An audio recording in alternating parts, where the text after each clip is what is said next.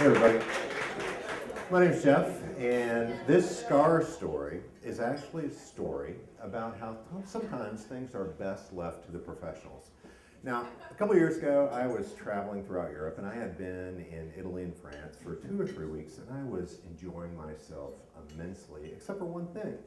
I had had it about up to here with some of my loud and obnoxious countrymen, and I needed to vent a little bit. So here I am on this train going from Venice to Florence, and I decided to indulge a little bit on a little bit of a discreet bitching session to my sister and my ex who were traveling with me. And we were in the space between the two cars, which was the only place for nicotine junkies to get their fix. Because it turns out a lot of this loose talk about how open the Europeans are towards smoking is a little bit over-exaggerated, which isn't to say that they don't smoke. I mean, they all do. So for this train, everybody was in the space between the two cars, and there was probably more people in the intercar spaces having a butt that were actually in the train. So there I am. And I'm quietly indulging in this little complaint about some of the loud boorishness behavior of some of the other American tourists. And I'm so carried away in this story that I completely forget about the lit cigarette in my hand, which in the Italian fashion, I had sort of incorporated into my communication method. So I was gesturing with my hands, and which would have been okay as far as that went, except that I had completely forgotten about this 1 inch long and growing bright red cherry of a coal that was hanging precariously off the end of the damn thing. And I was only about halfway through my story, so I was in no position to stop. So you can guess what happened next. It fell off the end and gradually tumbled down towards the floor, but of course, did it make it all the way to the floor of the compartment? No. It landed dead center in the polyester Adidas t-shirt of an Italian college student who was seated right at my feet. And I think I smelled it first and I glanced down just in time to see the plastic shirt come alive with flames, and this red jagged hole is racing towards his throat, his armpits, and his groin, and he noticed it a millisecond after I did, and his arms and his hands came alive with the slapping and flailing, and sparks were flying as the whole compartment filled with the acrid smell of burning plastic and singed chest hair. Now, it only lasted a second or two before he got the thing out because his hands were going so fast. It was like this weird combination of a Tommy Lee drum solo and a full-on threat display from a mature African silverback mountain gorilla. And he got the fire out, jumped to his feet, and I could tell he wanted to talk to me about it. Now,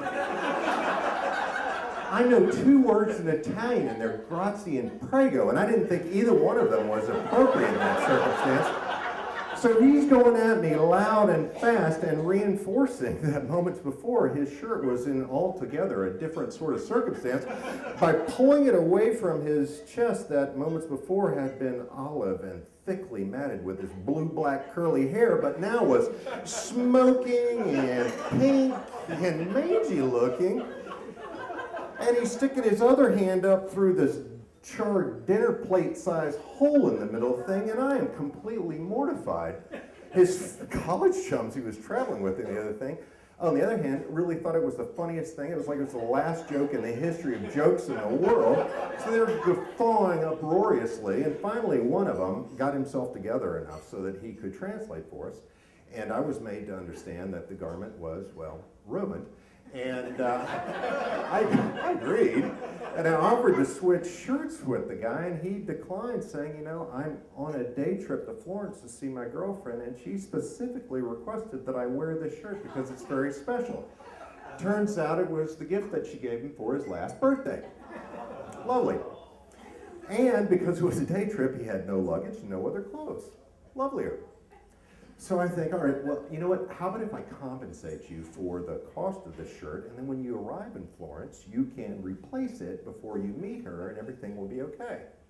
Well, he's thinking about that for a moment, and then my ex chimed in helpfully with the price. And that price was 5 lira. 5. loveliest. Now, at the time, the exchange rate between lira and the US dollar was about 1,000 lira to $1. So the cash value of 5 lira is about the same as the cash equivalent of a single US grocery coupon, which is about 1/20th of a cent. Now, his college chums instantly burst once again into uproarious laughter. He, of course, did not join in on their merriment, and nor did I. So I quickly peeled off 30,000 lira, pressed it firmly into his hand, pulled him to me in the international masculine sign of respect and camaraderie, with 2 pats on the back with hands between you, which apparently is not something that they do in his part of Italy.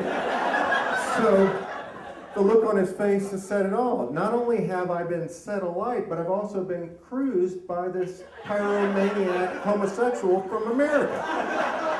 So I saw the alarm in his face, and I went to my go-to getaway gesture, which is the quick, purse-lip, double-head nod. I think I may have thrown in a prego and then headed back to my seat in the passenger compartment, where I sat for the very long rest of the trip.